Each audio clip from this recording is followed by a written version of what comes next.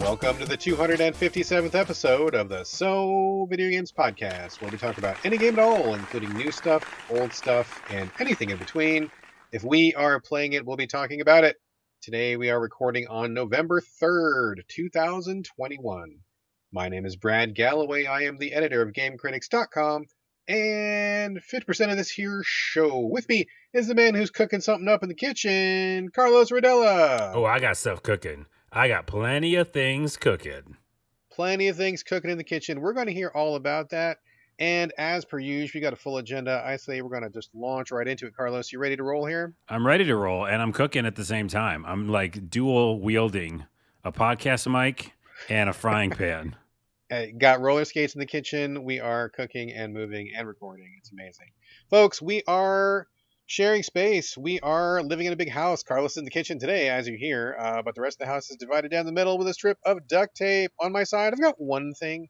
Carlos, since you're in the kitchen and since we're on your side, why don't we lead off with that? What are you cooking up, sir? Yeah, hold on. I got to put fire out real quick. Hold on. Oh, man. There we go. Okay. There we go.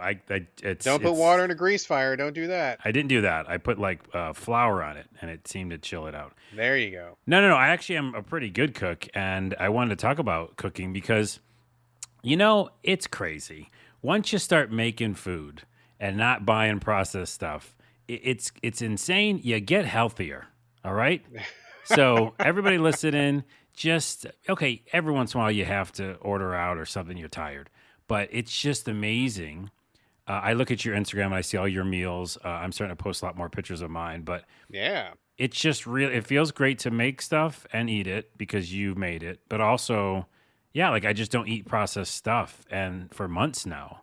And it's just, I thought I'd bring it up on the show because it's crazy. We both make a lot of food. It just tastes really good, when you make your own stuff. So, just recently I made my own buckwheat pancakes. Ooh, those are good. And I mixed, and I just am figuring out how much baking powder to use to make them fluffy, and added vanilla and added all these little, accoutrement. And it's just getting gourmet on us here, buddy. Dude, it tasted gourmet. I was like, this is like the life. You know what I mean? This feels like gourmet, but it wasn't necessarily more expensive, I mean, that's the thing. And usually it's really cheap. My wife and I cook all the time, as you just mentioned. And it's I think the litmus test for us is when I cook something, I'm I don't know what prices are like in other parts of the country, but food's expensive here in Seattle when you got to eat. And I'm we make a food and we're would I be happy with this if I had paid $25 in a restaurant? And if the answer is yes, then that's a home run because we don't pay $25. No way. It ends up being I don't know, $2, $3, $4 worth of ingredients, and you save the overhead. Right. And I used to think, and I probably have said before, that, it can be expensive to eat healthy, which is true. But it That's depends. very true also. Yeah, but it depends on what you get. So with the pancake idea, which again, buckwheat is very good for you and has a lot of fiber, you buy one huge bag of buckwheat, right? Exactly. Not the processed stuff, not the stuff that's in the aisle with the baked goods or the, the cake mixes, which has a bunch of stuff in it. It's just buckwheat. Just buy that, right? Just the raw material. The raw material, and that is cheap. And so then, you buy your butter in bulk and all that kind of stuff.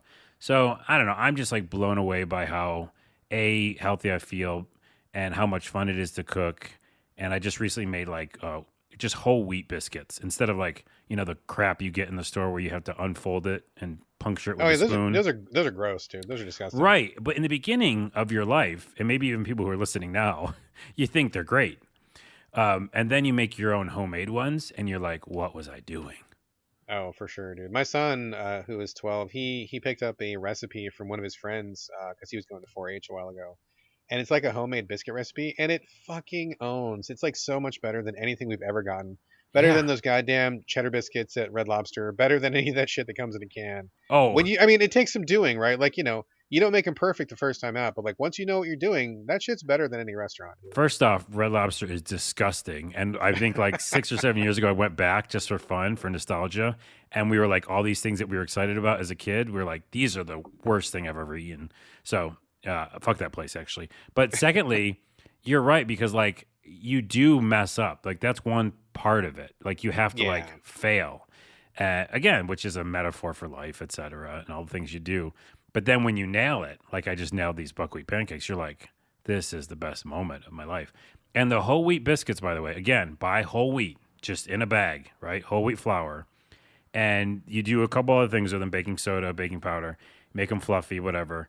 And I put like eggs, on them with cheese, like a little egg sandwich. Oh, that's great. It's delicious. Yeah. It's fantastic. So, welcome back to Cooking Cast with Brad and Carlos.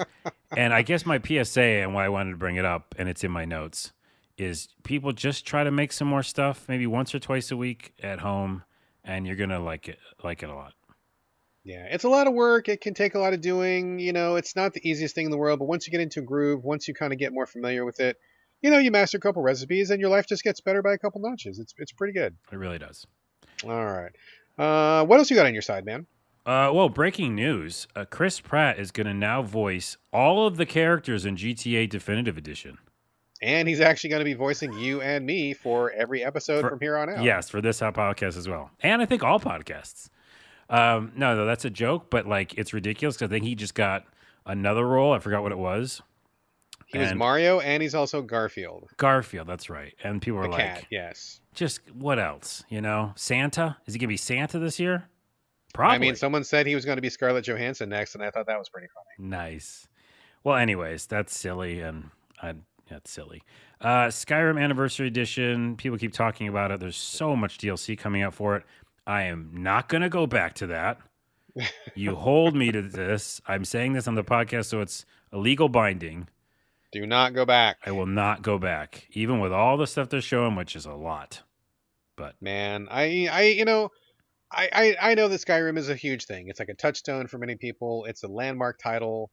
A lot of people, that's like their favorite game of all time. Like, I totally get it, but I got to be just real brutally honest. Like, when I played it, like when it was new, it was just like, okay. And I didn't really like it that much. I finished it, and I did as much of the quests that I could do because some of them were kind of jacked up and janky when it first dropped. But I mean, it was fine. And like, I don't think there's any amount of money you can pay me to go back to it today, though, honestly. Well, I thought it was more than okay, but I do know, again, it's like looking at the past, it's a little rough now. And obviously you can put a bunch of like, bells and whistles on it, but it's still the core game. They're not changing the main mechanics. Right. So, yeah, I thought it was pretty good too, but I think it's because that emergent gameplay, it's that huge world. It's an RPG, so I'm like already in. And so I like stayed in there just because it was so, for lack of a better word, competent at being a first-person RPG. And I was like, I want to do this forever. So I did really enjoy it, but I'm not going back. Do not go back. Do not go back. We mentioned Moonglow Bay on the podcast. And yes, last week. Yes, and friend of the podcast, Elena, and I both were tweeting at the devs saying, hey, we really like your game, and we would like to continue playing it, but when you're on the overworld map, it makes us a little feel weird. Yeah, we mentioned we got a weird visual effect that was happening, and I noticed it as well when I played it too. It's very strange. Yeah, and it was making her sick, and it made me just feel weird. So they said they're working on it with a patch, which is really exciting because I do want to go back to that, and I found some stuff that I really liked in it. So that's point one for the fan, communication with devs. Just as a clarification, I guess I'm not sure. Was it an effect that they intended because they thought it looked cool, or was it some kind of weird side effect that they did not intend? Do you know? I don't know. They didn't say that, but I'm guessing, being around enough devs, that it's like not intended because the frame rate and everything else like looks different when you're in buildings. It's just that overworld map, and even when you're on a boat, it doesn't feel like that. So I think it's just a mess up, and I think hopefully they have that patch for it. So kudos to them for reaching right back out to us and saying that they're working on it. Cool, right on. And then maybe a couple more things. By the way, do you know that somebody calls Sony fans Sony ponies? I have heard that phrase used. I have. Why and why and why? Sony ponies and Xbox. That's when you get like those really deeply entrenched fans who can't lift themselves up out of their mess to see that there's maybe some good things on the other side of the fence. Yeah, but why ponies? I probably just the rhyme. I don't know. I guess. Goodness. Yeah, you can't go Sony phonies. That'd be really bad. Yeah, I mean that's kind of weird. I mean, I guess maybe because ponies are just like I don't know. You keep them in a pen. They're tame. They're kind of like they're not wild Mustangs or something. I don't know. Maybe there's kind of a pejorative to it, I guess. I don't get it. I think I'm going to petition we change them to Sony Tonys. So you'd be like, hey, are you Sony Tony? Yeah, man, I'm a Sony Tony. How about you? Is I mean, that I'll do one better. I'll say Sony Jabroni. How about Sony Japan? See, I feel like we're getting in dicey area, and I started it, so I'm gonna stop that? and You just. opened that door, buddy. I sure did. Sony Tony, come on, forget about it. And Fortnite's not available in China anymore, and it was for a while, and it's called something else there. And they just put out a patch note. It was like a patch note, not even like a customer like facing email or whatever. It was just like a patch note. It said like, "Hey, the test of trying Fortnite in China is over. Goodbye." That's weird. I mean, honestly, I didn't even realize they weren't in China. I guess I just assumed that they're such. I mean, they literally are a multi-billion-dollar a year endeavor. Just Fortnite all on its own. I guess I just assumed it was worldwide. Is it not? No, no, I don't think it is. And also, I mean, this is a perfect example of how certain countries can be like, "Get the fuck out of here," because one, Tencent, right? So Tencent is like the huge Chinese company that Sure. has tons of addictive games that they want people to play. Secondly, I guess in Fortnite and maybe even a lot of games in China, like it'll stop you if you played it for too long and say that you should probably go do your studies. Oh yeah, they just recently enforced that new like law. I guess. Yeah, that came Yeah, out like what last month or something. Yes. yeah. That was just interesting when I was reading up on this. But yeah, I think that they were just basically like, hey, we don't want this competition and all this monetary, bullshit. We're just giving money away to this other company. So they're out. I guess my question is there a game in China that is basically exactly like Fortnite but put out by Tencent or some other publisher, and they're Maybe. using because China's kind of a closed system in some ways, and some foreign companies do find it difficult to make headway there. So I wonder if you go to China and you're like, I want to play some Fortnite, and it's not here, but we have Game X, which looks and feels and plays just like Fortnite, but with a slightly Chinese spin. I wonder if they've done that over there. I have no idea, honestly. I'm sure. I'm sure. I mean, hey, the real answer to your question is, and I already know it, there's like eight. You know what I mean? There's like Eh, 8 or 10 games that have Different that kind of Fortnites. addictive. Yeah, yeah. I mean, maybe not specifically like, the visual style, but they just have so many games that people are addicted to. Yeah. Um, Anyways, and then I have one more thing, then I'm going to go to you, and then I have another thing. But All right. this really quick thing I keep forgetting to bring up. I don't have the Xbox headphones, and I bitched I about it thought you bought forever. those. No, I didn't. I bought like compatible ones, and it's bullshit because it like cuts out on me. So I want to know if you have them. No, I don't. I just use little cheap headphones that I plug into my controller, and that works for me. I think they were like $8. Wow, that is amazing. Do you usually play it on like the TV speakers then, or your own home No, system? no, I just have the headphones. That's all. I mean, they totally work for me. I was just using them just while I was upstairs before the show, so they work just fine. I mean, I literally got Bonkers. them from like Amazon. It was like $8. Your basic. I think it was even called like basic headphone or something like that. Nice. Basic Co. Um, Basically, yeah. well, that's funny because again, back to my earlier rant on another podcast, I want like the highest fidelity everything. So yeah, I'm so tired of like we get these games for Xbox and I'm playing a lot of Game Pass, but I have these headphones that are not good. So I want to get them. I think they're really expensive, aren't they? The Xbox ones. I mean, aren't they? They're probably $100 or something, which for me, is nuts. I would never spend $100 on headphones. That is ridiculous. I would never in a billion years spend that much money. So, I mean, I don't know. I mean, the ones I got work for me, and I hear stuff in them, and I just play my game, and I'm I fine. hear stuff, but the only thing you need, the prerequisite, is that you can hear the audio. That's it. I mean, that's it. And I get a very slight kind of like surround sound sort of a thing. I mean, I'm sure it's a joke compared to like what the high end headphones have, but that's all I need, man. I'm pretty basic, like with my game needs. I don't need the highest end stuff. So Wow. Okay. And also, I live in an apartment, and there's like noise all around me in the street, so I basically need them. Or if I don't have them, I won't really. There's other sure, competing sounds. Let's say I gotcha. they are $100. Okay, I will pick them up and talk about them on the show at some point. And now you go. I only just got one thing this week. Actually, speaking of Fortnite, I just wanted to give a shout out to Fortnite. I mean, I play Fortnite fairly often. I Yes. play a lot with my son. We do okay. I mean, we don't win every match, but we win. I mean, winning is not a foreign experience to me when it comes to Fortnite, which is great because like I played it for the first couple years, and I was constantly like Mr. Number Two. Like I came in second place so many times it was a joke. Anyway, I do put some time into Fortnite, and I just wanted to say that recently it's over now, but they were doing Another short film festival. I love when they do this. Have you seen any of their short film festivals? No, I just know that like Travis Scott was in there and Ariana Grande and stuff like that. Yeah, they do they do concerts. They are actual concerts that they give in the world of Fortnite. I've seen a couple of those. Those are pretty good. Oh man, there was this one guy who was like an Arabic singer. Oh dude, his music was great and he had a really fun show. I don't know what his name was, but it was really good. But no, but they also do, in addition to the concerts, which you just watch, like it's just literally a concert that you watch. They do short film festivals, and I think this is their third one. It was called Short Nightmares, and they had, I think, 8 or 10 Halloween themed shorts, which just wrapped up. But it was really cool. You just like jump into the game, pick a special mode, and then you go to this little movie theater virtually, and you just sit down and watch, and then the picture shows up on your screen. And they had a really good selection. Last time was a bunch of stinkers. I got to be honest. I really didn't care for the selection last time, but this time it was great. And some of that animation, like really good, like movie quality stuff, and some of them really cute. There's one about a ghost, which I thought was really touching and cute.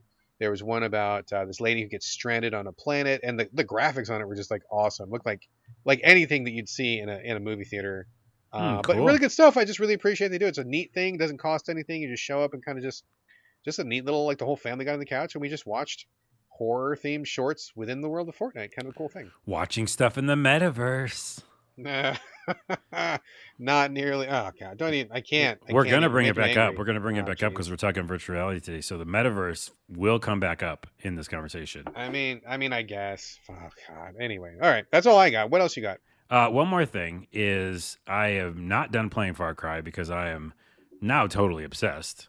And it's basically replaced my Cyberpunk addiction. So Cyberpunk I've kind of given up on for now. We'll revisit it next year. And Sure. then Far Cry, because I'm still in it. We talked about it last episode. When you get in the mechanics, you're doing them well, you feel good, you want to stay in that world. They're dropping a bunch of, sort of free DLC. And again, unlike, not to throw salt in the wound, but unlike a Cyberpunk, everything works really, really well in that engine. And so now dropping DLC is kind of all they're focused on. So Right. they're adding stuff slowly, and they have this weekly insurgency thing where basically like every week, almost like a mobile phone game, you can go back in and like take over new sections, and then you get a reward for it. And I've done all of them, and so it's just super fun. But as I was messing around, just walking around, minding my own business, I found something that was a leak, but it was leaked to everybody. They kind of messed up, and they dropped half or like a piece of the DLC that wasn't supposed to go up. And weird. yeah, it's like one mission out of like 3 missions, and it was Danny Trejo, like the Danny Trejo. Oh, so he is he playing himself or is he Yes. playing a character? Yeah. It's all voiced by him. It looks just like him. The graphics are like amazing, and he's making tacos. And this is version 1 or like mission 1 of a 3-arc mission that the rest aren't out yet because it wasn't supposed to go up yet, I think. But you can right now, at the time of this recording, you can go and play this one Danny Trejo mission. And he was making tacos, and I had to go get his like ingredients for him. And it's all because he has a taco place in L.A. Trejo's Tacos, I think is what it's called. Okay. So I was getting his salsa, and I was getting all his real world stuff for him. And after we made all the tacos, of course, like, the military comes after us, and they're like, go get his tacos. We need to get all of Danny Trejo's tacos. Oh, jeez. Weirdly enough, it didn't feel hokey, and I was fighting alongside Danny Trejo. Was he using machetes? No, you know what? He had a knife, and he was using it for cooking, but then he used a gun because Missed opportunity. it was a missed opportunity. But it was, you probably wanted to use the same mechanics as like the NPCs, Sure. Anyways, it was just really fun, and it came out of nowhere because I didn't even expect it. And it's almost like I would like game devs to drop DLC that way, instead of being like, just oh, like here's the surprise? roadmap. Yeah, because I was literally just walking around, and fucking Danny Trejo was making tacos. That's the greatest That's pretty surprise funny. ever. I mean, if I was just playing a random game and I didn't know that was there and I came across something like that, I think that would be pretty cool. Yes, for sure. And this is the game I keep talking about. Like, there's so many emergent moments, It just felt like another one of those. I was like, just watch some craziness on the street go down, and an alligator, ate a person. And now there's Danny Trejo making tacos. Well, that seems to make sense in my world. That is pretty choice. I- I'm not going to go back to that game, but I would like that to happen in some other game. Right. And it right, could right. be Danny Trejo. Could be anybody, but I Yeah. love surprises like that. You know who's going to be? It's going to be Chris Pratt. Ah, jeez. That one doesn't work for me. You know, the worst part about this whole Chris Pratt thing is like he's like a really fucking dipshit right winger, which really just kind of ruins it, right? Like I don't he's think very I knew conservative. that. He is extremely conservative, which really fucking bums me out because it just makes it really difficult for me to separate the art from the artist, and it really makes it difficult. Yeah, because that's why he broke up with his wife, Anna Faris. I think is that who he was married to? I think so. She's so cool. Oh, that's Yeah, so they broke funny. up. That's so funny because they said that in the presentation for Chris Pratt. Remember, they said he's so cool. I mean, maybe, but I mean, they did, and I just said they Anna broke Faris up. is cool. Anyways, His marriage literally broke up because he was a right winger and she was not, and oh she my couldn't put up with his goodness. bullshit. And you know, it sucks because he's in like a lot of shit, and like you know, I think people generally see him as a pretty likable, everyman sort of guy. Probably why he's getting all this fucking voice work right now. But it's like to know that he's a real fucking conservative shithead just really just bums me out, dude. All right, we'll never let talk about him on the podcast ever again. Here we go. Never again. Done. All right. You got anything else? Are we good on the housekeeping? The house is clean. The fire is out in my kitchen, and we're ready to go. Talk about video games. All right, let's dive into it. We got a whole section of stuff, a full slate as per usual. So doing something a little different this time. You know, we were talking about VR, I think it was last week, I believe. And, you know, I just so happened to get an email from a publisher who had a whole slew of VR games that they wanted to have people try as like a package. And I think we talked about what do you have? The Oculus 2 is what you have? Yeah, Oculus Quest 2. Yeah, and I don't do a lot of VR. It's not really interesting to me, so I don't know the ins and outs of what's compatible with what. But this guy was like, "Hey, please talk about these games on your show. I'll send you a whole bunch of them." So I'm like, "Okay, cool. I'm gonna give these to Carlos because I know he likes the VR way more than I do." So I sent you a bunch of stuff, like a whole passel of games to review. So why don't you fill us in? What were the games? How did it go? Were they compatible? What was the end result? Yeah, well, first off, we got to start and say there's a little bit of an issue with Oculus Quest 2. There's a lot of great things about it, and the fact that it's a wireless VR headset. It's, independent of anything, so you can just have it. You don't need a computer. It has the ecosystem and the games inside it, the store, etc. So there's a lot of good things about it. It comes with 2 controllers, which are great. They feel really good. The problem is that when you want to play Steam games, like the ones we're talking about, it's a tricky bit because there's like 3 ways you can do it. And the first way, which is like the official way, I guess, there's a thing called the Air Link, which you have to be on the same network as your computer, and then your computer talks to your Oculus. But sometimes, in my case, and a lot of people's case, it just doesn't work. And they like restart it and try again or do something else. So it just wasn't working. Like it was periodically working. So what I had to do is use Virtual Desktop, which is an app, and then you use that on your computer, and that runs and sends the game to your headset. Oh God, like this is already raising the hackles on me, dude. I'm Right. already out. Well, it should because, in general, I think I'll review games in the future a lot more just from the store page. Again, Right.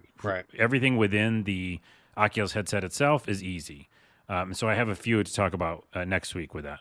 But for these, yeah, I really wanted to play more Steam games like Half-Life, Alex is on it and stuff. But 2 things I noticed when I was using that desktop, which wasn't too hard to get working, my computer's fan started turning on for sure. Uh-oh. Yeah, it hasn't. This is a new computer. So I think that it's definitely processing so much and then sending it to my headset. I don't know if I'm going to be able to do a lot of big games. But anyways, I'll talk about a few of these. And I finally did get it working with Virtual Desktop. So if you're listening to this and you have an Oculus Quest and you're having problems with AirLink, which I was, use the Virtual Desktop app. And that did work for me. But yeah, like just a quick kind of overview of some of these. They're all supposed to be scary, but I for some reason, unlike you, just can't get scared with these games. I don't know what's going on with me. I'm dead inside. I don't know if it's that, but maybe you just got a very high tolerance. I have a high tolerance. The 2 games that are just kind of like real quick is there was one called Hinge and then one called Wraith. They really felt this kind of similar. Let's say Wraith is the one where you've died in a seance and you have to basically like figure out a mystery of like how you died.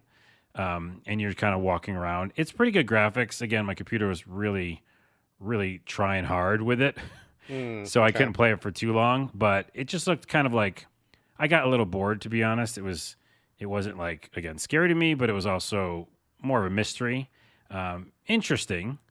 The next one was Hinge, which was a scary game. Okay graphics. It was more like there's a lot of games on VR that are scary that are like escape room in a way. Mm. You know, you go to an area and it's not like a true open world video game where you can go wherever you want. It knows when you're going to be in a section, if that makes sense, like a haunted house. Sure, sure. You know, and then I said, okay, now I'm going to present something to you. And there was a woman like floating and there's fire and blood from her eyes, you know, Gross. as it happens. And then you move on to the next part, you know. So that one was okay. Again, it felt like another kind of escape room scary game. Didn't play it for too long, but, you know, it was just okay. The best one out of the bunch is Cosmodread. And Cosmodread... Cosmodread? Yeah. Okay. You sent me these. Don't you remember the names of them? I certainly do not, sir. Not even remotely, no. And by the way, there's two more that I still have to play, so I will report back on those other two as well. All right. There's an Exorcist game and another one. But Cosmodread is really what I want to talk about because it's Dead Space in VR. Oh, okay. Is it first person? Yeah, first person Dead Space in VR. And it's like done very well. It's almost like akin to the Half-Life Alyx experience where it feels really claustrophobic and it feels like the graphics are good. It just feels like a good, well done first person shooter game. But you really are kind of really managing your resources. You have a crossbow and you have a flashlight, and it's like, you know, there's weird monster goo everywhere and alien life forms and stuff. And yeah, it's just like it did get me with a couple of jump scares. It's because you're really in the dark in that game. I feel like you would just run the opposite direction. I'm nervous just hearing about it, dude. Yeah, think about Dead Space in VR, right? It's scary. So I mean, Dead Space is perfectly scary on the 360 on a mediocre TV with all the lights on in my house. Right. There's no way I would strap on a VR helmet. Yeah, I highly recommend this one for people who can handle it. And maybe even if, like, say you're playing Resident Evil, which I still yet to play, which is 4 got re-released on the Oculus. So I will be playing it at some point. But if you're into that and you want something you haven't already played a million times, check out Cosmodread, survival horror. Now, it does have roguelike things in the game. No, I'm back in.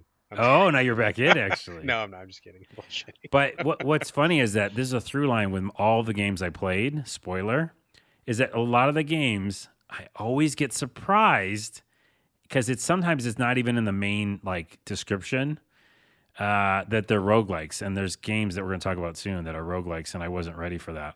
So that's the only part I didn't like because you know me. I would much rather had it just been like a long adventure that you just get better at. Right. But this was really more about like managing your resources and getting as far as you can. But it's still worth it because I think it's like just done so well in the fact that you're on the space station and there's weird monsters and it just feels really real. So I dig it. Cool. I'm going to give it a very positive review for Cosmodread. I think people should check it out. The other two, maybe not as much. They're not bad. They're just like, okay. And then I'll give you my update on the other two next time. All right, excellent. Is Cosmodread one word or two? Cosmodread is one word. One word. Okay. It's also on Steam. $15, totally worth it. That sounds like a worthwhile deal. Yeah, sure. And again, some of the other ones, Exorcist.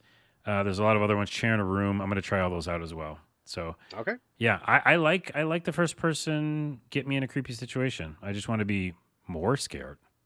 Well, we're going to work on that. We're going to keep throwing scary stuff your way. Yes. All right, let me talk for a minute here. Just really quickly, I don't want to get too deep into it, but you know, you and I are both fans of FMV, and we love us some Whales Interactive. They are basically single-handedly bringing back the FMV genre, like all by themselves. They've put out some killer FMV games that you and I are both fans of, and today they just dropped a brand new one. It's called Bloodshore. I picked it up earlier today. I was playing it before the podcast, so I just barely had time to scratch the surface, right? Haven't finished it, but I'm always very excited for Wales Interactive. I love that they're doing this. I love that they are actually making some decent FMV experiences because they were garbage in the past. Like they were just the worst, and now they are taking something that was terrible and making it pretty fucking cool. So I'm really happy about that. Bloodshore is, I mean, I kind of love it already. Basically, they take a bunch of people. It's like in a future, not exactly a dystopian future, but I guess a semi-dystopian future. Um, Although our reality is pretty dystopian right now, so it's kind of Yes. hard to say what is dystopian in fiction So you and mean what the is real. future? It's the future. It's literally right now. Okay. It is a documentary. So they take a bunch of people and they send them to do real life battle royale on a tropical island. They drop like 50 people onto an island. They break them up into groups of 6 or 7 and drop them in different drop zones around the island. You go down with a group of like 5 or 6 people and you land. And like you play a guy. You're kind of like a washed up actor, so he's trying to do this to revive his career. There's a couple like pro like streamers who are like live streaming everything. There's like an actress, I think. There's a couple other people, like your general social media types of people who jump in, and they just like get dropped on this island, and you like immediately start making choices. Like, do you want to talk to this person or this person? Do you want to run or hide? Do you want to go search for guns over here, or do you want to hang back at camp? And like, so you do like all these different choices as you usually do with VR games, like or not VR. Sorry, I got VR in the head. It is no. alternate reality.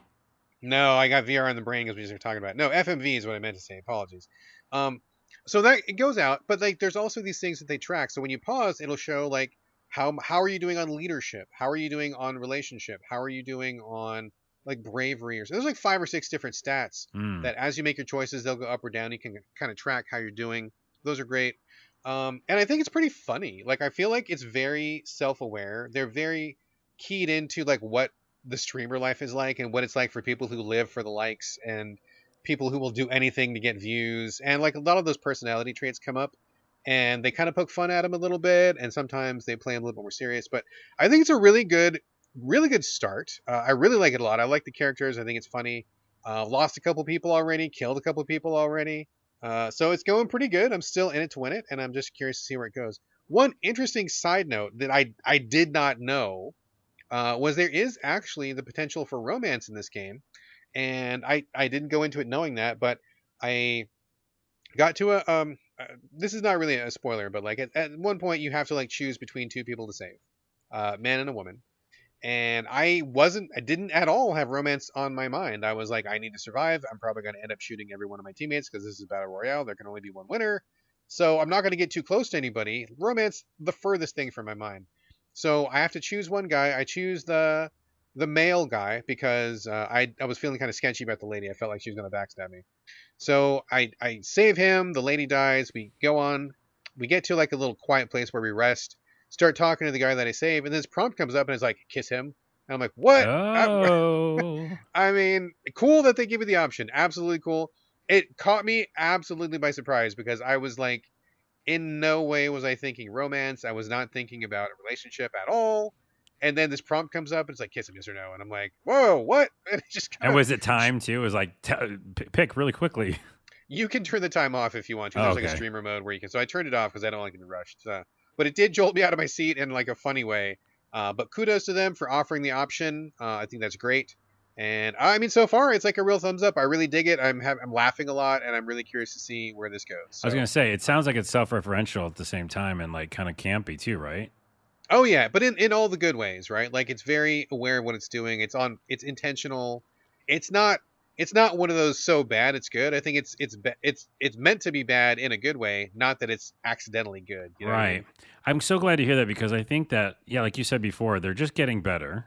And kudos to them for keep going because obviously you make a game and it flops and makes no money or whatever, or I don't know what specifically sales made on some of their games, but they didn't burn down the house probably. I don't think they weren't like that's not the term. Burn up the charts. Burn up the charts. It didn't burn down the house like me in my kitchen. I mean, good. I'm glad they still have a house to live in. That would be terrible. It's good, actually. It's good. Carlos, that's a good thing. No, but you know what I mean? Like, so they're just getting better, it sounds like. And also, I like the idea of them like going full on into some of the comedy because it is a funny thing that you're playing, It's an interesting... right from the very beginning. Like, like I'll give you a perfect example. You're on the plane before you get dropped off, right? And the lady's like, she's looking at you. You look a little green around the gills, and she's like, "You gonna jump or jerk off?" And she just like jumps out, right? And then the very next prompt is like, you can choose jump or jerk off. Oh, And that's your prompt. hilarious. Wait, and you did not pick that, right? I totally picked jerk off. I absolutely did. I wanted to see what would happen. So I'm not going to spoil it, but it's pretty funny, and I appreciate that they put it up there. So that kind of shows the kind of humor Yeah. that they're going for. I feel like it works. I'm having a great time with it. I'm looking forward to playing more. So far, after like an hour and a half of playing, because it came out today, Bloodshore feels like a very big thumbs up so far. Okay, well, it's a steal. I think it's at $13 right now on my PlayStation. Yeah, dude, so cheap. So I'm gonna check it out at some point, and then we'll talk about it in the show, and we can talk about endings maybe and the spoiler thing if there's something. Yeah, for sure. I am very curious. I believe they said in the PR materials that I read that they have the largest number. No, that's not right. The most footage they've ever shot for a VR. Or, God damn it, I keep saying VR. For a FMV game they've ever done. I think they have like a solid like 8 hours of footage, which is actually a lot. Yeah. If you think about this game. So I'm looking forward to alternate endings, different paths. I can already think of a few different choices I'd like to do. So maybe definitely a couple playthroughs are warranted. So. Okay, before we leave that, and that sounds great, and I'm going to pick it up. But before we leave that kind of concept, I was reminded of Alice in Borderland, which is a Netflix show that you talked about, and because I'd finished Squid Game, and I was wanting more of that because that's what happens. You get in the mode, Yep. And I had already seen a bunch of these movies. It's not like I haven't seen movies like this or manga or anime. There's just so much of it like it, but you get in the mood for it. So I had started Alice in Borderland and liked the first episode, but wasn't like fully hooked. That show takes like 2 or 3 episodes to like turn and do some really weird things. I think it's like episode 2 or 3. Some big difference happens. And you're like, oh, this is like weird as heck, and is even more weird almost than Squid Game. Well, it is. It is more weird than Squid Game. I definitely think it's more weird than Squid Game in some ways. It's actually it's like 1,000% more weird because I'm in episode 4 now. Yeah. But yeah, I'm just really, really digging it. So a reminder, you brought it up already, but Alice in Borderland, people check it out on Netflix. Love that show. If you love Squid Game, I love Alice in Borderland. It's so good. You got to watch it. If you like Squid Game, you got to watch it. Got to watch it. By the way, I think at 2 episodes left, so I don't know the big reveal yet. Like, there's some sort of, you said they stick the landing, right? Oh, dude, I felt like they 1,000% stuck the landing. I didn't think they were going to. I thought there was no way they were going to, and I felt very satisfied by that ending. That's awesome, because I feel right now, I'm like, there's no, like, they kind of went in a few different directions, and I'm like, I don't know, but I'm glad to hear that, so I'll finish it. I feel like they pulled it out. Let me know what you think when you get there. Okay. All right, turning it back to you, sir. This game has been making the rounds. It's really kind of blown up in the indie circles and the indie dev circles. It's called Unpacking. It's put out by Witchbeam, who are some great guys. They recently put out a twin stick shooter, which I absolutely Assault Android Cactus, I believe it's called. I may be getting that wrong. Forgive me if I got that wrong, but I had a great time with that a couple years ago. I thought that was really fun. This is the next game they're putting out. I believe they're working with someone. I think they're just publishing. I don't think that they made it themselves. But it's called Unpacking. My son played it on Xbox Game Pass. He just finished it today. He loved it, and a lot of people in my timeline love it. I did play it for a bit, but you are really bringing you're the one bringing this to the show, Carlos. So what do you think about Unpacking? Tell us all about it, what it is, what you think, and how you like it. Yeah, I again found out about it from Indie Gaming Guild, who I find out about all my indie games now. Besides our podcast, which we break some news here and some indie games, but I do watch his channel all the time, so go check him out on YouTube. But I originally saw it there. I love the art style. So what this game is a meditative experience. Something I say all the time. I think every episode. But yeah, it's this kind of chill. 8-bit, 16-bit graphics style game, little dioramas. And in those little dioramas or different like little rooms, you are basically unpacking stuff and then putting it around the room. And that's like the whole game. But like literally unpacking, taking shit out of a cardboard box as if you had just moved. And this is the setup is that you start and you basically just pick like a book and put your name on it. And then the book opens up and it picks a year. And basically it's going through a person's life. And so the first book is 1997, which made me feel old because that is not when I was a younger person.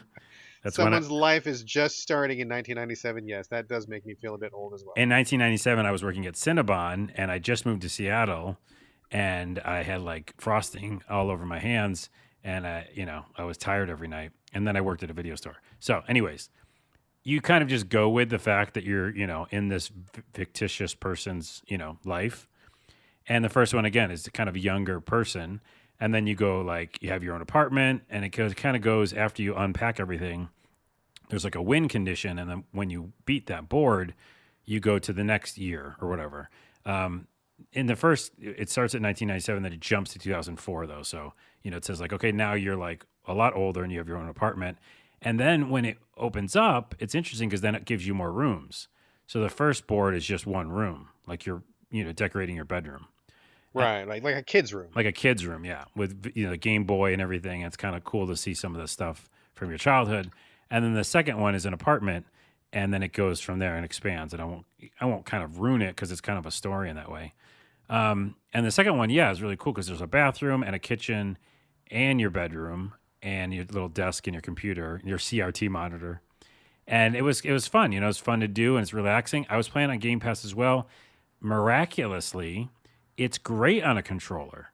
And you think like this is a perfect game for mouse and keyboard because it's like you're literally placing things around in a little diorama, but it works so well on a controller. Don't you think?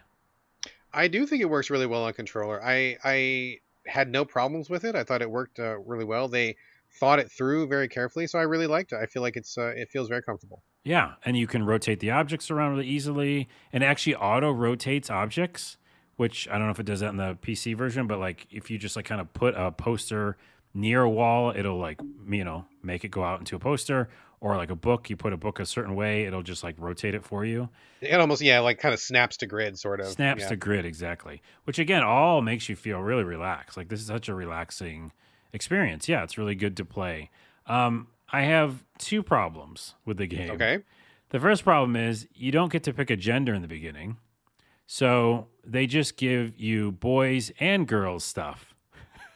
And what I mean by that is literally when you're unpacking your first apartment, you're taking out some bras.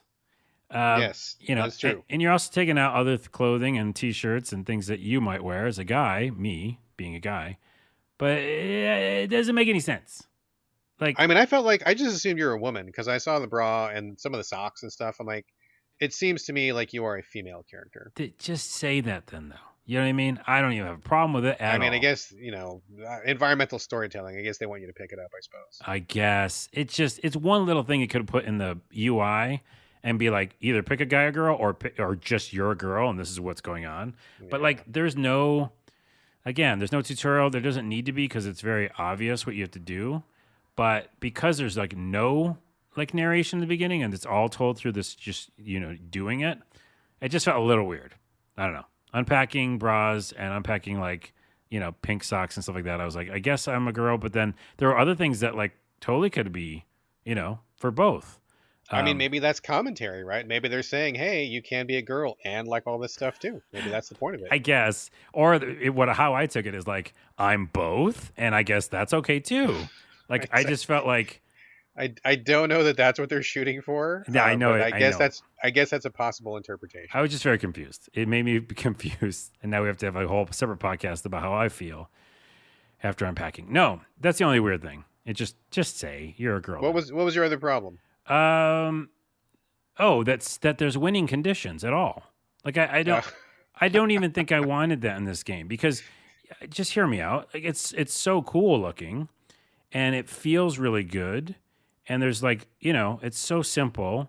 And I was like stressed today and I was like sat down and it made me unstressed, weirdly enough. And I was like excited to put things in my kitchen. But then I was like, oh, wait, but all these things have a red outline on them, which means they don't want me to put them there, but they are fine there. My cassette player should be where I want it to be. And they're like, nope, you know what? That's got to be somewhere else. You didn't think that was weird? I hated it. I fucking hated that part of it. So I will, okay. So just to really clarify what's going on, like as you're unpacking, you start out with one room, but pretty soon you have, like a couple rooms, like you have a bedroom and bathroom, or maybe you got a living room, bedroom, kitchen, bathroom, like, it gets bigger. And sometimes you get these items and you put them somewhere that you, the player, think, yeah, that's cool. I'm going to put that there. That's where I'd put that. And then as you get close to the end of the level, like a little red outline appears, and they don't explain this at all, but like you cannot progress until you pick up the thing that has a red outline and put it in a different room because that's their way of saying this thing doesn't belong there. And I'm like, why not? Who's telling me it doesn't belong there? And not And just, I actually, I'm sorry, go but ahead. not just a different room, but the same room in a different place. Yeah, that it can be in a different room, or it could be you got it in the wrong drawer or in the wrong thing. Yeah. And to me, it's like, okay, so let's just back up a little bit. You've told me literally nothing about this game. You just start me off. There's no tutorial. I don't even know who I am, as we just covered a second ago. Right. And it's all just about this random unpacking of stuff, which to me felt like very zen and relaxing, which I think it is. But then you get to the end, and it's like I got like 4 things that have a red outline, and I'm like, excuse me, I'm like, where the fuck do they go? Like, it doesn't make any sense where they go or why. Like, what is the logic? Who cares if I put a fucking spoon on top of the, the countertop? Why does it have to go in the drawer? Like, what's the big deal? I don't get it. So that really fucking irritated me. There is an option in the menu to turn that off. There is? Oh my goodness. Yep, they clearly knew that was going to piss some people off, and it did piss me off. I did not like it at all. And in fact, I tweeted the devs about it, and I'm like, what gives? Like, this sucks. And they're like, well, we're trying to tell a story. There's a real deep story, and part of it unfolds by how you put things away. And I'm like, cool, but it just does not working for me. But, like, 80% of the stuff I'd put away just fine. The last 4 or 5 things I could not. It was just a drag. Like, I was basically just randomly putting it there and here or there and trying to hope it would just belong. right. To that point, though, if they're trying to tell a story, again, just give us like one cutscene. Nintendo games have that. You know what I mean? Yeah. One little graphic of a woman, a girl, and say, this is her story and whatever. And then I get an idea of where to put things too. But I think that they just failed on that part because, yeah. I think they could have done a little bit more. Like, I get what they're saying, and after you play a couple rooms, like, you see certain items carry through this person's life. Some things go away. You can tell by the space that they're in. Kind of, you can make some assumptions about what's happening. So I think that's all pretty cool. But the red outline thing really kind of pissed me off. And I got to be honest with you, there were a couple items I had no idea what they were. I'm looking at it and like, I just did not recognize what this thing was, and I didn't know where it was supposed to go. Right, because it's 16-bit and it's a little bit tricky sometimes. Yeah, I mean, a lot of things were very obvious, like shirts and clothes and books and all that fine. But like, there was a couple things, not a ton, but there were a couple things where I'm like, I have literally no idea what this thing is, and I don't know where it goes, and it's red, and I can't progress because I don't know where it goes.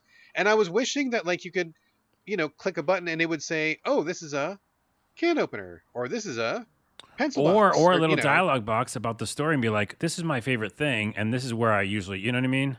Like, this is where I put it. Like, I always put my diary in the drawer, which is one of the first things in the beginning, right? Yeah. Like, you can't put diary in the desk.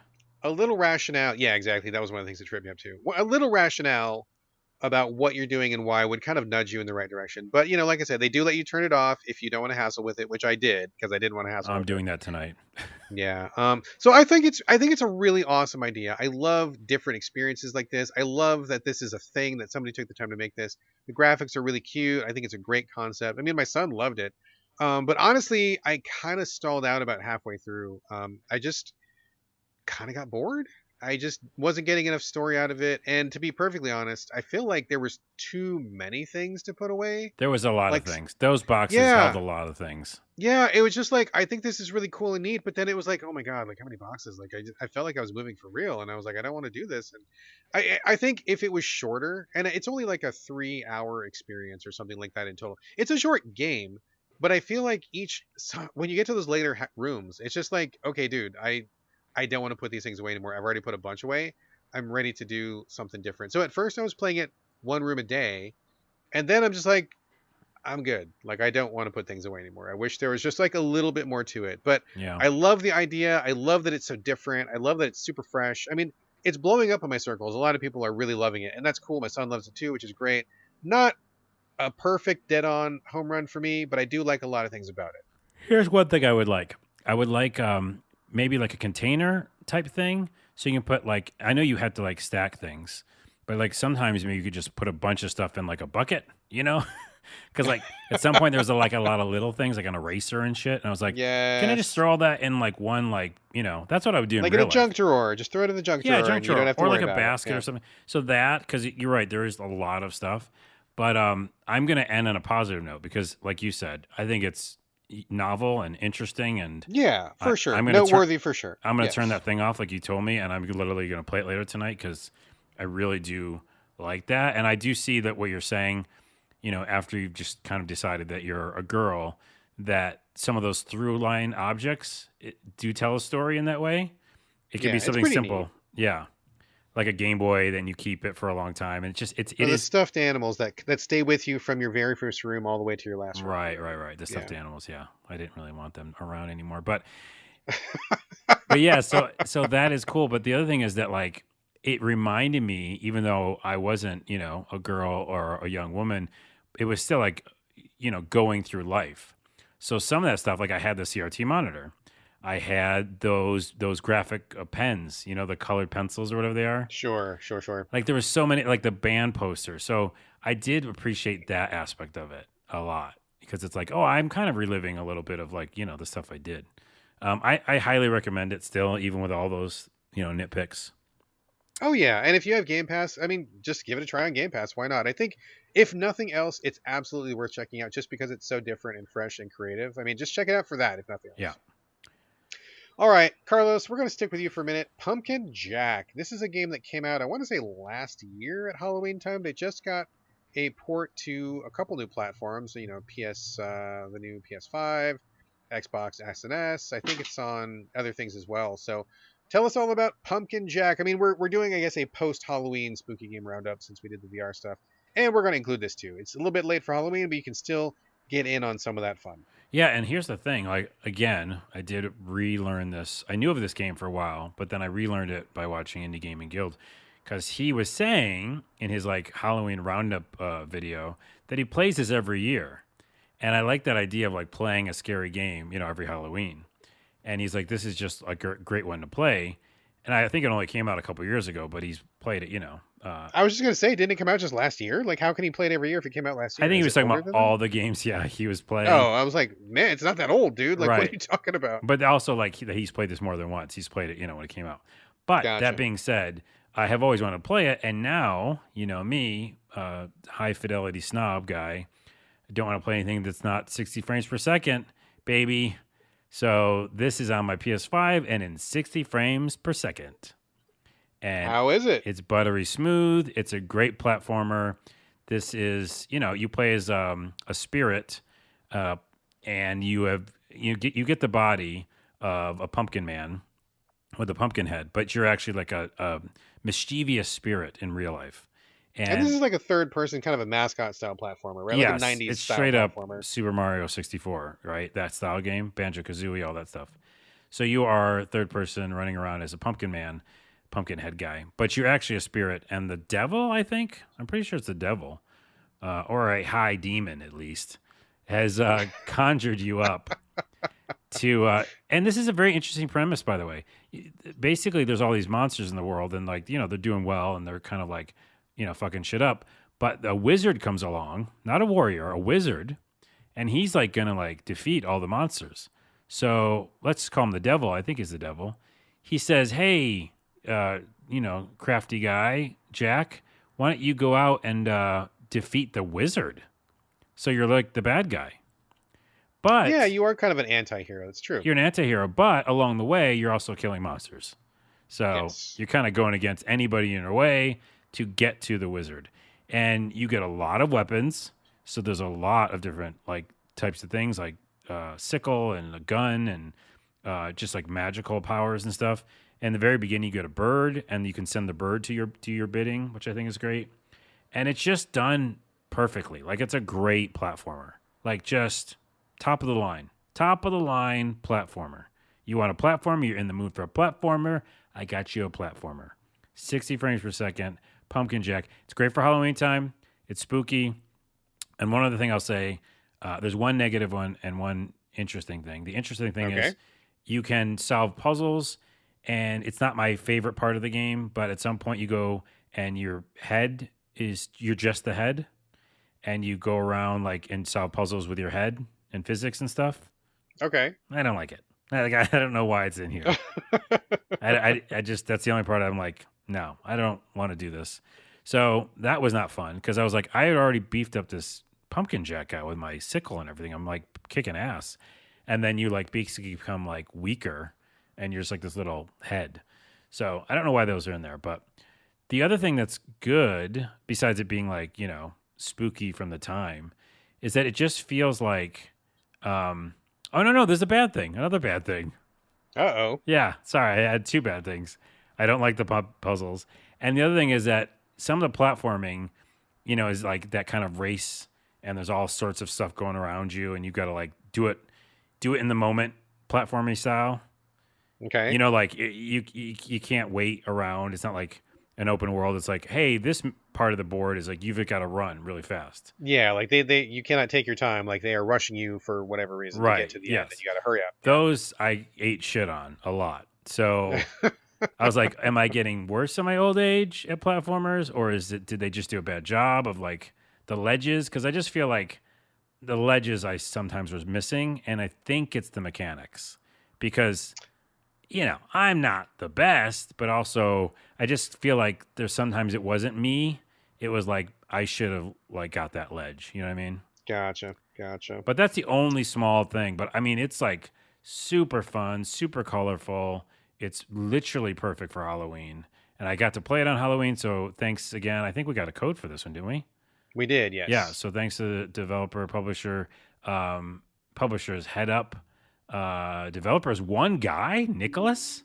Yeah, I believe it is one guy. Yeah, Holy pretty good achievement for Nicholas. Just one dude. Yeah. All right, never mind what I said about the platforms. It's fine. You feel bad now, huh?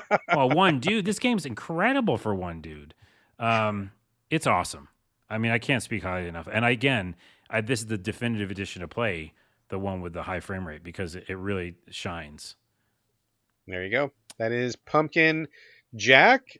We did not get to it before Halloween, but we are still in the post-Halloween glow. If you still want some spooky stuff, or even if you don't care, it's just a good platform to jump into. It's a great platform, and also Thanksgiving has pumpkins. It's very true. Maybe you turn yourself into a pie at the end of the game. Who knows? I don't think that happens.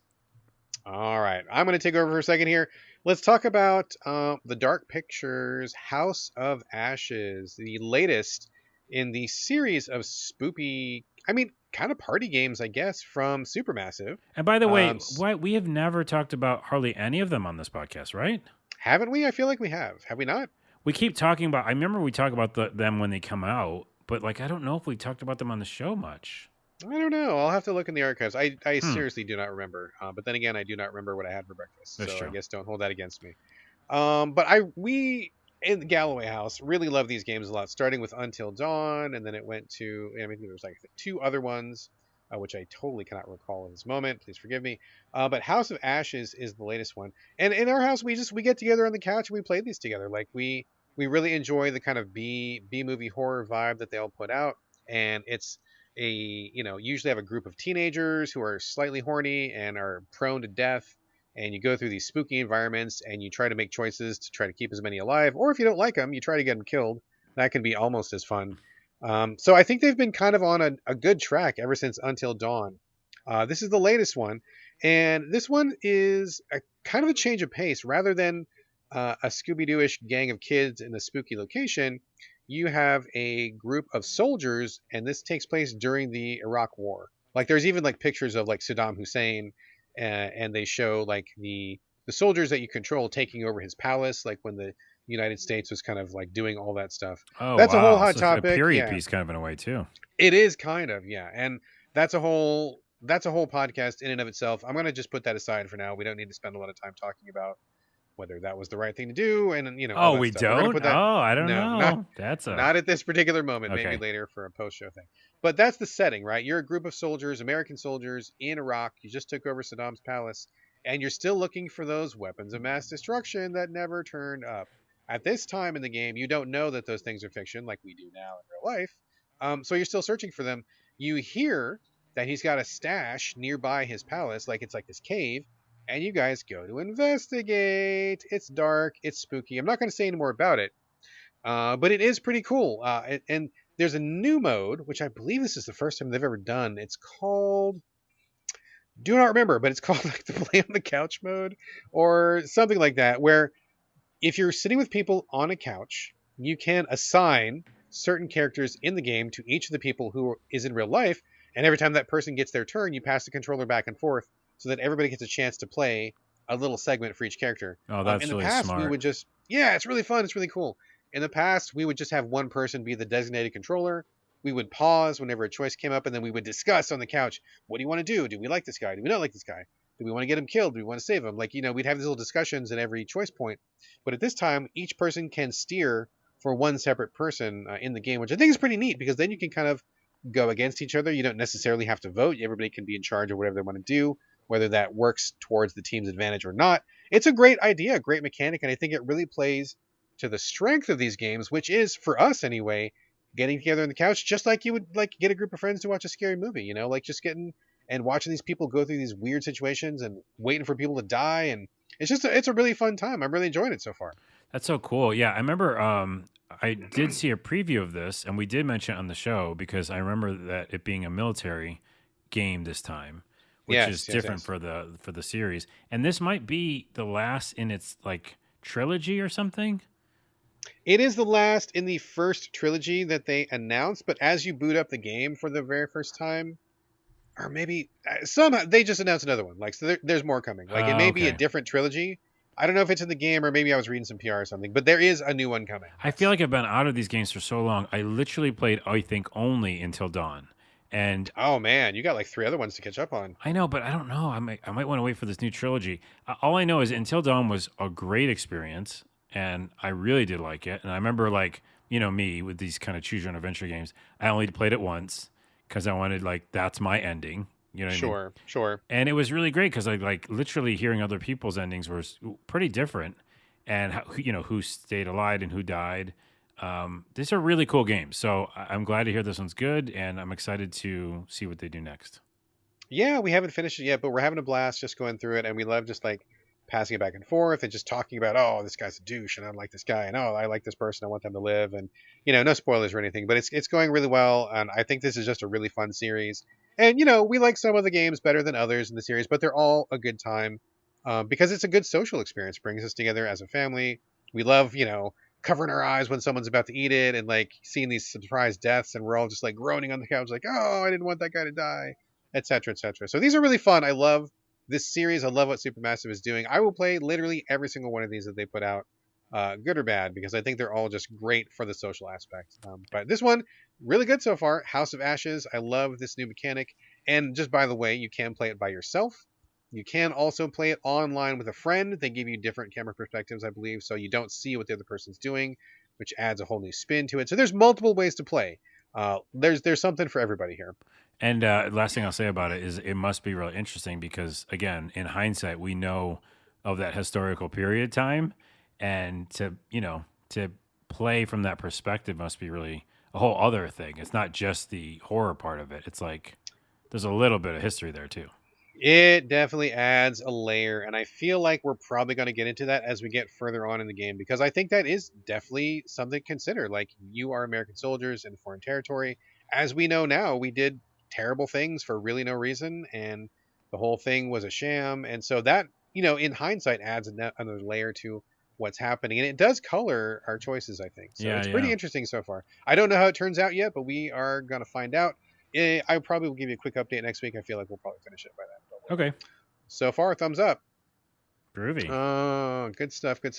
Carlos, over to you for a new game, which I don't know a lot about, but it's called Tunche. I didn't know how to pronounce it. You told me the pronunciation. Thank you for that. Some kind of a 2D, kind of a brawler sort of a game, but it's based on what South American like themes or aesthetics. It's not something that we get too often. Why don't you tell us about Tunche? Yeah. Again, one of the things I alluded to earlier, I played a lot of roguelikes this week, and I didn't know I was going to play them because this game's a roguelike. Is this a roguelike as well? Oh, I didn't know that. Again, in the paragraph on Steam, it says, Tunche is a charming hand-drawn action game with roguelike elements. The elements part, they might as well just say it's a roguelike game that's charming hand-drawn action. Are the elements the entire game? Yeah, it's a roguelike. You literally don't win, in their first run, and they do the thing that I don't like. What's it called? What's that damn game called with the boyfriend dungeon? Oh, Where okay. it throws mobs at you, So I never like that in games because it's like you're just doing that on purpose because you know that I can't handle all that. So, Right. anyways, there's a lot to like here. I still probably am going to already recommend it just for at least people to check out. It's totally affordable. It's like $15, $16. So I dig it. It's basically you have many characters. You have like 5 different characters, and they're a little party, and there's a hub world because it's a roguelike game. And again, the artwork is a beautiful, beautiful hand-drawn style. It's a 2.5D, which means you can go, in the front and back of the 2D landscape. Foreground and background. Foreground and background. Thank you very much. And it's a beat 'em up, so you're going left to right and beating up things, but it's definitely like stages, right? So you're not like going for a while in a traditional sense from left to right. You're going just to get to a little area where it stops you, and then you fight things. Old school, Double Dragon style. And what you're fighting is basically monsters. You're in a jungle. You're going towards this infamous Tunche, who you're supposed to like find out about later. And there's kind of, I guess, some stuff there story wise I won't talk about. I haven't got super far, but basically the whole game is hub world. Pick your character, upgrade stuff. The good news is a lot of upgrades are pretty much across the board for everybody. So you can do a lot of that kind of, general improvements. You can do specific improvements as well. I picked like the little kid. They're all little kids, but I picked the little boy, and he had like these really interesting blades on his arms. So he attacked that way. So each person has kind of a different way they attack. And you can do special moves. And again, you're unlocking special moves with things you get. It's a roguelike, right? You just get orbs, and there's so many different orbs. There's like 5 different currencies in this game. And once that started happening, that's kind of where I nope out because I didn't want to collect a bunch of different currency and upgrade myself. I just wanted to go left to right. You know what I mean? Because it's so beautiful. The characters are lovable. The characters you meet along the way are really cool. Again, it's a different perspective, which is nice. There's a lot of positives, but I don't know if I'm going to finish it because, again, near the end of where I got, getting to bosses and stuff, just even getting to a boss, like let's say the board before the boss, you're not getting health back from enemies lots of times, which I don't know if that's a roguelike thing, but I call it a bullshit thing.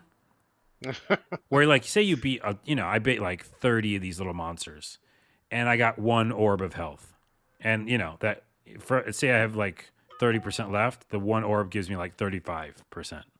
That happened in a lot of boards, and what they're doing is they're saying, hey, you need to spend your one of the currencies on health potions, and as you go along in the different boards you meet, and this is again very traditional roguelike, you meet like vendors, right?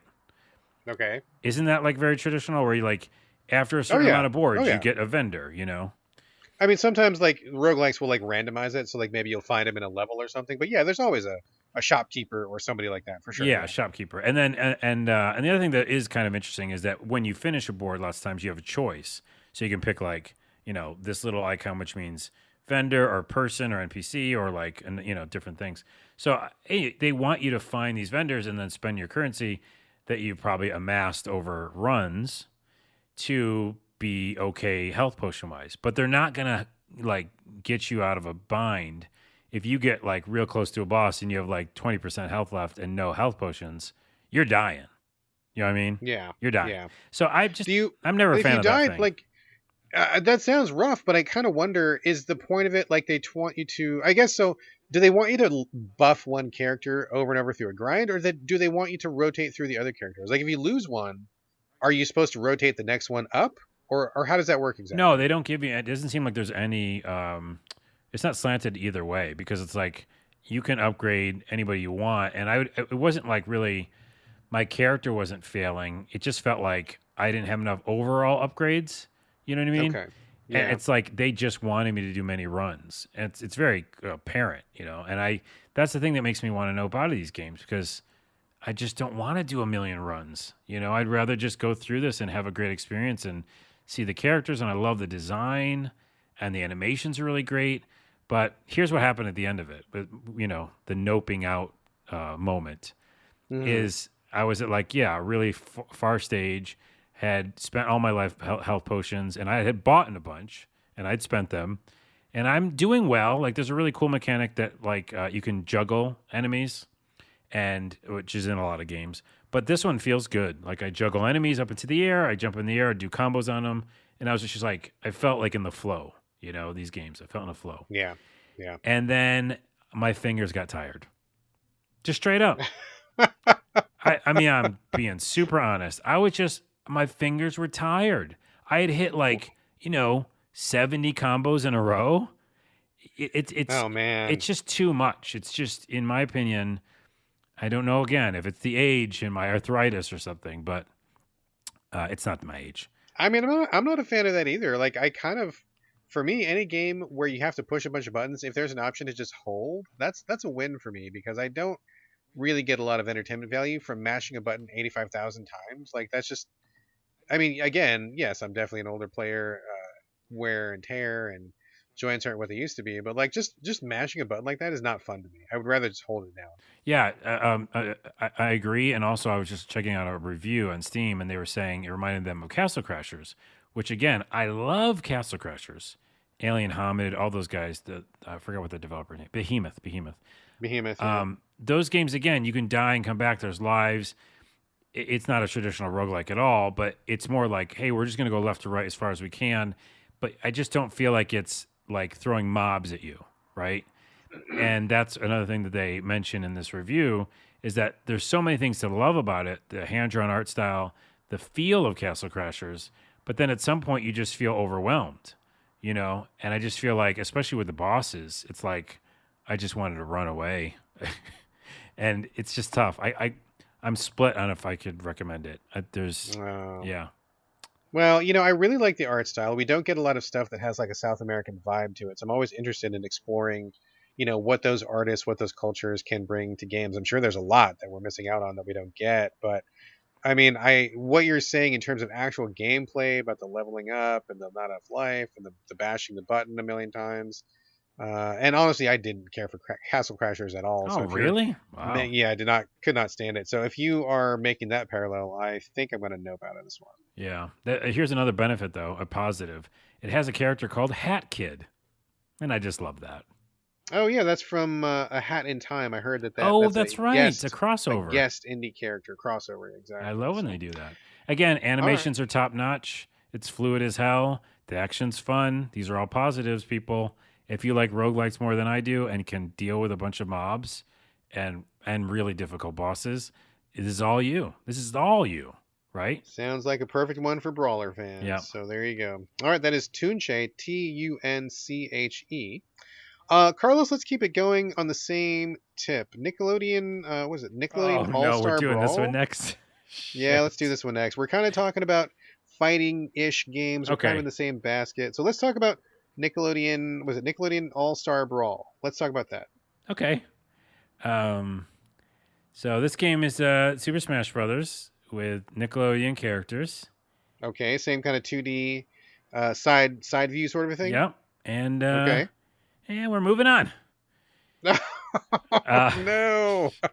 Well, no, I was never going to like this. I mean, it's kind of like set up for failure. I don't like Super Smash Brothers. Okay, so that's it. Okay, I'm not a fan of it either. So and I'm not going to play multiplayer games against people and try to do all these combos. It's just not going to happen.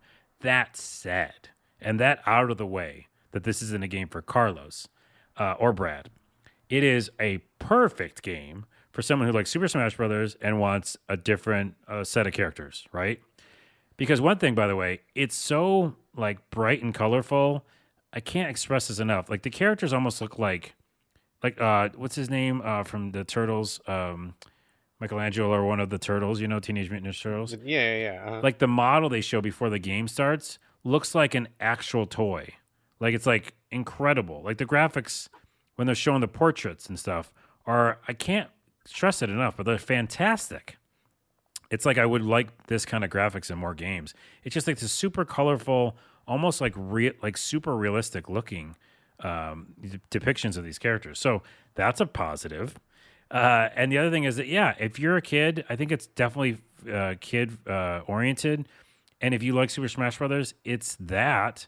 But you got Ren and Stimpy, which is great. I played them immediately. That's the first person I played as. You control both of them, and also for Ren and Stimpy, Super Powdered Toast Man is in it. Powdered Toast Man? Yeah. Okay, sure. I was just going to ask you who else is in here. I see they've got some... Oh, Invader Zim. Invader Zim, Avatar The Last Airbender, Yep. SpongeBob. A couple characters I do not recognize. I don't know what the turtles. The Roundhouse turtles in is. there. There's a lot of great characters, and I'm sure there's more unlockables that I don't know about.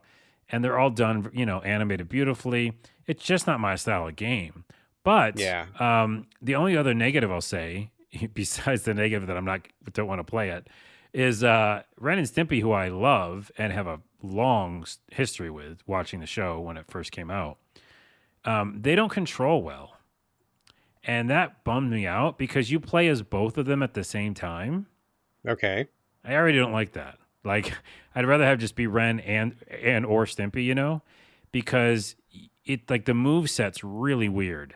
And I can play these games, so I know like move sets and how to, I know how to do all the moves in them.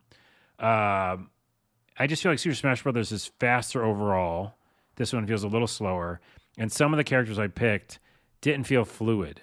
Namely, Ren and Stimpy, who I really wanted to like. Like one of the moves is Ren is holding on to Stimpy, and Stimpy scoots his butt out or like hits his eyeballs out of his head. But like the range is so short for that. Do you know what I mean? Like it's not like a person punching. It's like a little character holding on to another character, and that character is like sticking his butt out, Yeah. Well, I'm looking at a list that looks like someone is ranked all of the lists all the characters in terms of worst to best, and it looks like Ren and Stimpy is pretty close to the bottom. It has to be. It's just like this. It seems like a missed opportunity because it's such a good. There's just such great characters, and they had one of the moves was really funny to watch. Like Ren was like yelling at Stimpy and stuff, and they have these little quotes from the series.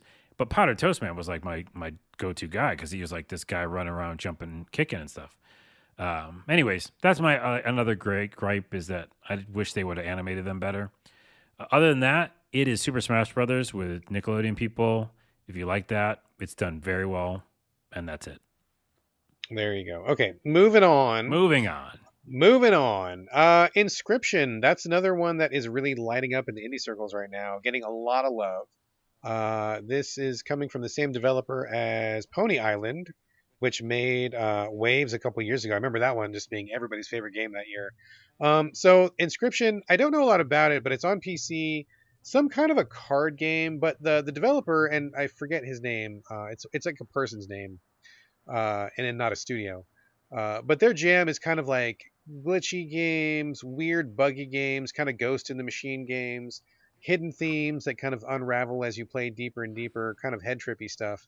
I'm very curious about this one. I'm very much looking forward to playing it when it comes to like an actual console or something, but you're playing it on PC now. What do you make of Inscryption, Carlos? Yeah, did you play Pony Island? I did not, but everybody in the world around me played it, and I kind of I feel like I osmosised it inside me. Oh, yeah. I think I definitely mentioned it on the show because I know I played it. Maybe I didn't mention it on the show, but I just going to shout out to that game. It's like $5 on Steam. Yeah. I'm sure it's on every platform or whatever, but everyone go check that out. But this is very much a Pony Island game. So this is remember Frog Fractions? Yes, that was also another one. I did actually play that one, but that was another one that kind of like everybody in the indie world was talking about for a while. One of those landmark games for sure. Right. It's basically the kind of game where, it's not what it seems. And those are fun Right. because, we talk about every game that's ever made on this podcast. And if we say roguelike and if we say platformer and we say RPG, you got an idea what it is. But these games, and I don't know, correct me if I'm wrong, but very few developers are doing this style, which is you start the game thinking you know what it is, and then it switches it. And then it goes, no, it's this. And then it switches it again, and it just kind of keeps fucking with you, which, right? We don't talk about those kind of games on the show much. No, I mean, that's definitely it's generally a PC indie sort of a thing where you kind of you think you're getting one thing and then get something else. You don't see that a lot on console. And as, since I play most of my stuff on console, I don't I don't get a lot of those experiences. But yeah, I mean, I guess that's kind of its own thing. I don't know what you'd even call that, like the bait and switch genre or the secret game genre or something like that. But yeah, there's definitely a few of them out there, and Pony Island was like one of the biggest ones, right along with Frog Fractions. I think if you want to get a taste of what this genre is all about, those are two good places to start. And there's another game I'm forgetting now. It's slipping my mind, but it's like I think it was a text adventure I played. Yeah, it was a text adventure. Ooh, we talked about it on the show. And someone listening, like, send me a tweet, Onawa, Onawa, because I'm going to forget what it is. But it was a text adventure I played, and it turned into like a horror game because it was supposed to be like you had like an AI buddy. Or was it called AI buddy? That'd be hilarious. I don't know if it's called AI Buddy, but that's also very much in the vein of oh, what was that game that was making all the rounds? It was the Book Club or something. It was on Steam. Oh my god, it was like so famous. We don't Everybody in know the world either of the played names it. of these games, but you get. I'm gonna the look it idea. up. Okay, you look I'm it gonna up look, and look yeah, up I'm gonna look up look it up. AI text chat buddy or something horror game. So those games are awesome. I love this style. Again, like I just said, it's very rare. What this game starts as, because this is similar to Pony Island and other games, I'm not going to spoil anything for you. But what this game does is it starts off as, well, it does kind of give you an idea that you're a character in a kind of first person world. You know, you're you, playing a game, and there's kind of a mysterious figure in the distance, and the mysterious figure is telling you that you should play this card game with them. And the card game is kind of like a roguelike, which is funny. Again, roguelikes. But it's definitely different because different than maybe certain roguelikes I've played. When you die in this game, there's a lot of reasons why you should die, and it's planned in that way. Yes, I know roguelike wants you to die, but this is different because this has got narrative attached to it. So let's just say, like, the first time you actually die in this game from playing this card game, it's a very big moment, and you see this kind of interesting other piece to the game all of a sudden. But yeah, I don't want to say too much. It's basically a card battler game, but with a mix of trying to figure out what this game really is. And I will say one thing that's a minor spoiler, so you can jump ahead, 2 minutes, okay? Anybody listening besides Brad, because he has to hear me now? Jump ahead 2 minutes, everybody else. There's another element that is about the room that you're in while you play the card game. So there's other stuff going on in that room, and you can leave the table. That's the most I'll say. You're All right, playing well, the game on the card yeah. on the card table, right? You can leave the table. That should intrigue you enough. This game is great, and it is what everybody said it is. It's a mystery. It's an enigma. I haven't finished it yet. I'm pretty far, I feel like, because I've gotten some big reveals. It's great. It's fucking great, and I don't say that very often on the show.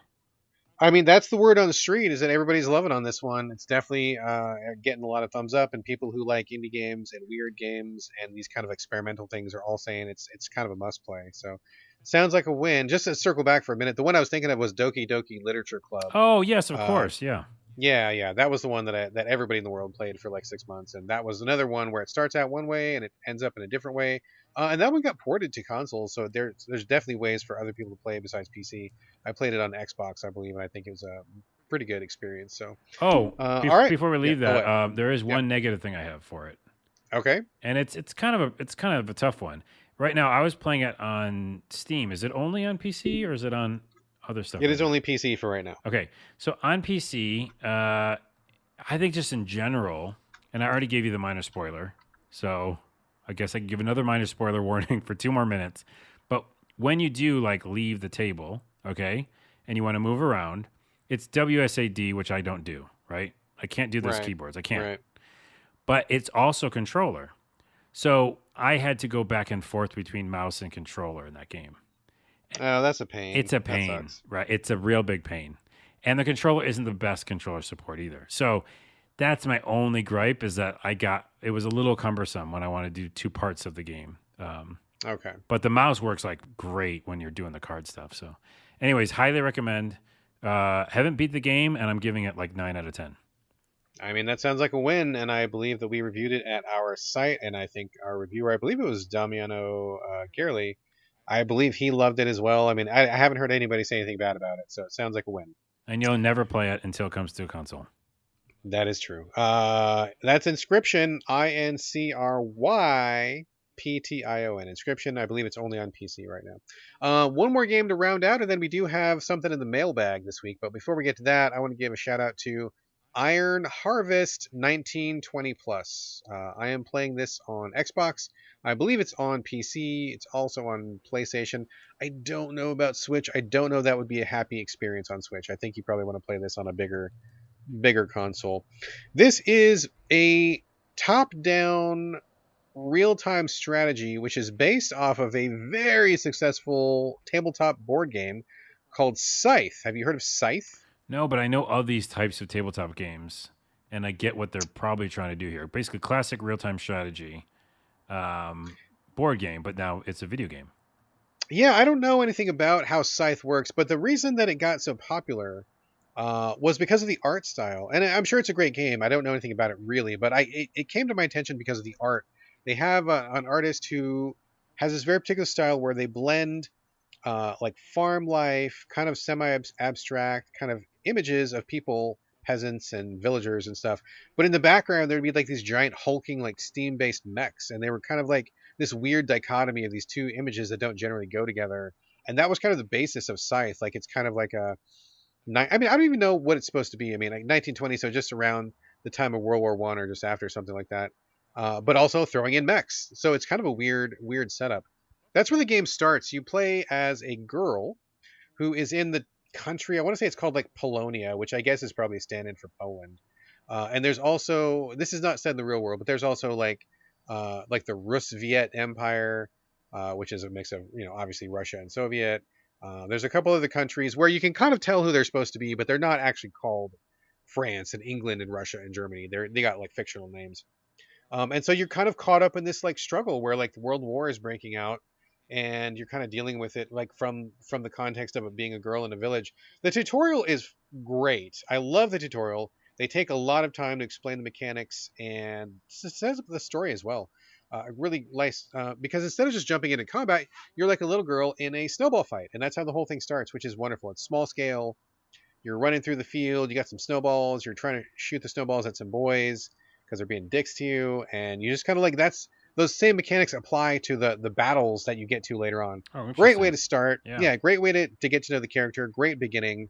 Love the story about just coming up in this village and being a girl, so you've got that to deal with, and then also like wars breaking out, and you kind of become like the hero of the local resistance. You eventually turn out to be a good sharpshooter, but then you gather some soldiers and you push back against the people who are kind of taking over your country. um, I love the graphics. I think the graphics are great. The visual style is great. I think it maps really well to a controller. I know RTS are generally the purview of mouse and keyboard, but I think it works great here. The setting is great. The story has really got me in. Like I really want to know what's going on. I care about the characters. And the mechs are awesome. Like they're big, chunky, kind of like slow, weird, brutish looking things that have like all this steam coming out of them. Like if we had invented mech suits in 1920, this is probably exactly what they would look like. It makes perfect sense. It's got a great aesthetic to it. Really, really good theme. I really like it a lot. By the way, I Um, had to say that because I'm looking at the yeah, video. The art is so cool. And by the way, the developer's name is King Art. So they'd have to get art right, I would imagine. I mean that is a very fitting name. I hope that's a real name because boy, that was fitting. Yeah. Absolutely fitting. But like you're right, it's almost like steampunk vibes. Yeah, it's kind of like a weird quasi steampunk-ish vibe, but it's also just a strange mix of like World War One, like basic tech, but then also there's these giant robots running around, and it all just kind of works. Like it's very cool. I really dig it a lot. So I mean, full disclosure, I'm terrible at real-time strategy games. It is probably one of my weakest genres. Thankfully, there is an easy mode. I was like, yes, give me baby mode, infant mode, premature infant mode. Give me that mode because I'm terrible at these games, and it's been very forgiving so far. But honestly, just to not talk about this game, but talk about the genre for a minute. I just don't understand how any human is supposed to ever be good at RTS games. And I know that people are. People love StarCraft and Warcraft, and people love those games. I'm not one of those people. I don't get running around in different portions of a map, 18 things going on at once, or balancing this thing over here and collecting resource over here and fighting over here. Like it's way too much for my simple brain to process. And I wish that this game was turn-based, or at the very least, I wish that you could pause it. It reminds me a little bit of what is? Oh my god, I can't believe I'm forgetting. Steam? No. What is the steampunk game that we played where like you're fighting against the steampunk? It's not called steampunk. No, the one where you're building a generator. You got to keep your people from freezing and like. Oh my goodness! You mentioned almost every podcast. I know. I talked about it like 5 shows in a row. What the hell is it called? It's Oh my goodness! Oh my god, we're terrible. We're the worst podcasters ever. No, that's not true. But what is it? The oh my god, I'm blanking so hard. Oh, you don't remember it yet? So, oh my goodness. No, I don't. Yeah, I thought you were gonna remember it RTS. First. No, I'm just gonna do it real time. No, it's the one. It's like the city builder. No, I just typed in the search. I'm just Frostpunk. There Frostpunk. it is. Yes, it reminds me of Frostpunk. It's got a same kind of like weird, basic tech, but also kind of advanced tech vibe going on. But the thing that I really love about Frostpunk, and honestly, the thing that made that game playable to me, was that you could pause all the action. Like you couldn't do it turn-based, but you could stop if you didn't know what the fuck was going on, and things started spiraling out of control, and you're like, oh my god, there's 19 things happening at once, and I can't take all this information in. You just stop. The whole game stops, and you can look and be like, okay, this guy's dying over here, and these people need some coal, and this thing needs to stop burning, and I gotta like do this thing over here and get this guy. You know, you could figure out what was going on, and then start time again. And that to me is absolutely the thing that made Frostpunk playable to me. If it wasn't for being able to pause, I never would have been able to play that game. I would never have finished that game. So I feel like I really want that so bad in this game because I feel like there's a lot of things going on. You have a squad with like multiple different squads within your squad. There's like riflemen and grenadiers, and then like your main character is a sharpshooter. You got a couple mech suits, and it's like, oh fuck, dude. Like I don't think the optimal way to play this is to have everybody in a big crowd. But that's the only way I can play it because I got to focus on one thing at a time, and I can't have a guy over here and a guy over there and people over there and a squad over here and a mech over here. It's too much to focus on, especially because you can't pause. I'll tell you it's tough. I'll tell you the answer. I agree with you. I don't want to play this style of game either. But this style of game is for people who can play League of Legends. Like exactly, that's what this game is, and that's a different part of the brain that part of my brain doesn't do that either. But that being said, it seems like the aesthetic and everything else is really cool. So it's like if you like that style and can manage all that stuff, then this is up your alley. Well, I mean, absolutely. This is not something that my brain can do. I don't enjoy that sensation of like drowning. I feel like I'm drowning when I play this. So do I. So do I. There's just too much happening. But I will say, the easy mode is real easy. I haven't lost a single mission yet, and I'm terrible at these games. So it's really cutting me some slack. And I gotta say, like, the story's fucking awesome. The aesthetics are awesome. Themes are awesome. Graphics look great. I mean, I really like this game a lot. I think it's very cool, and I really want to be better at this game. So I'm limping my way through it. I really want to finish this. And there's also a whole bunch of content. I mean, there's the main campaign. I think there's like 3 or 4 other campaigns where you take place in different countries. There's like one in the Far East, or the Middle East, I mean. There's like one in like France, I think. Like just there's a lot of content here, a lot of stuff to get through, and I really dig the storytelling a lot. So I'm in. I'm just terrible at it, and I wish you could pause. I think that for me would make all the difference, but I'm still struggling.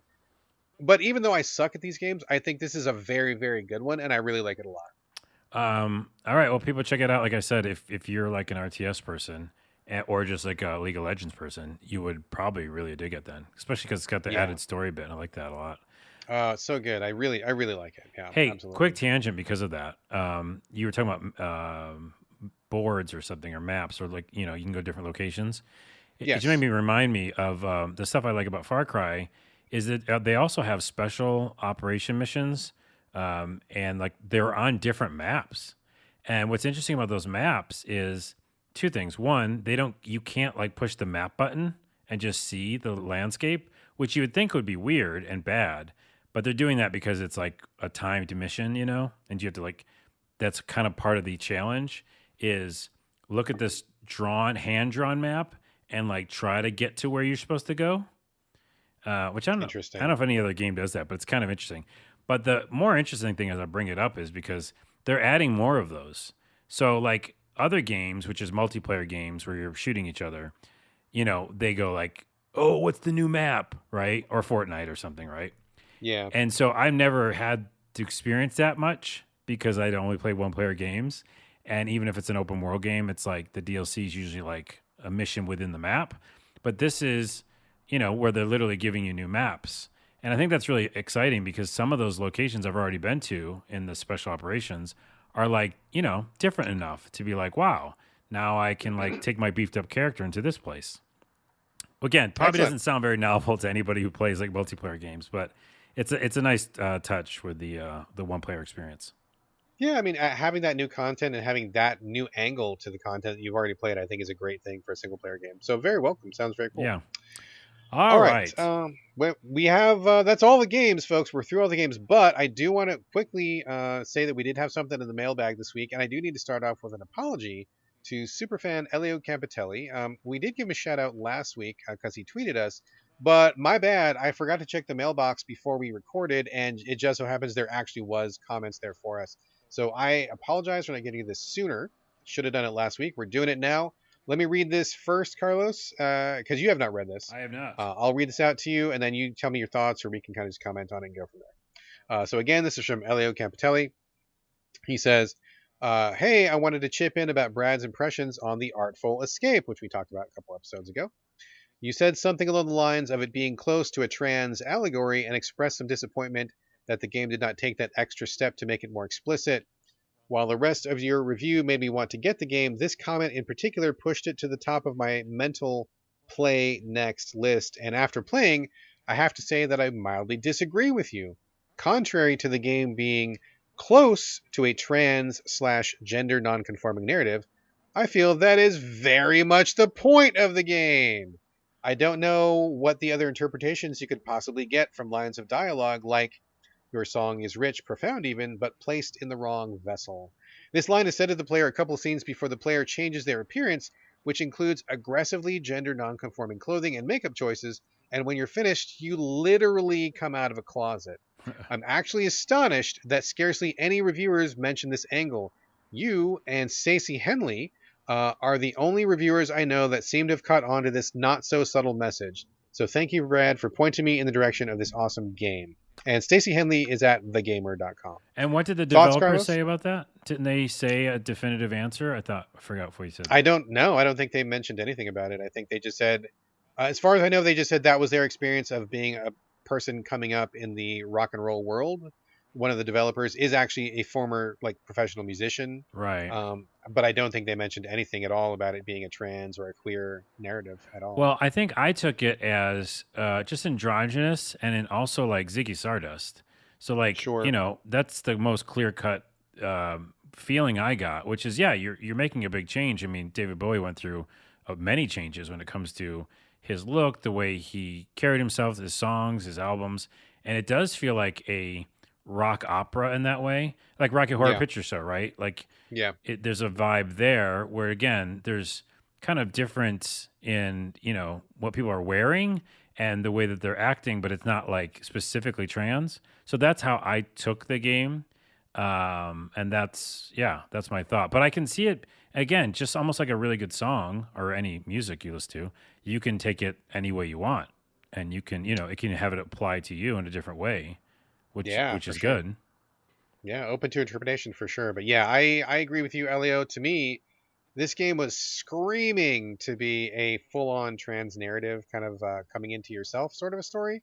I'm very surprised. It would have only taken one more step, and it would have totally been there. So anyway, I'm glad that you checked that out. Glad you took the recommendation. He has one more comment here at the end of the email.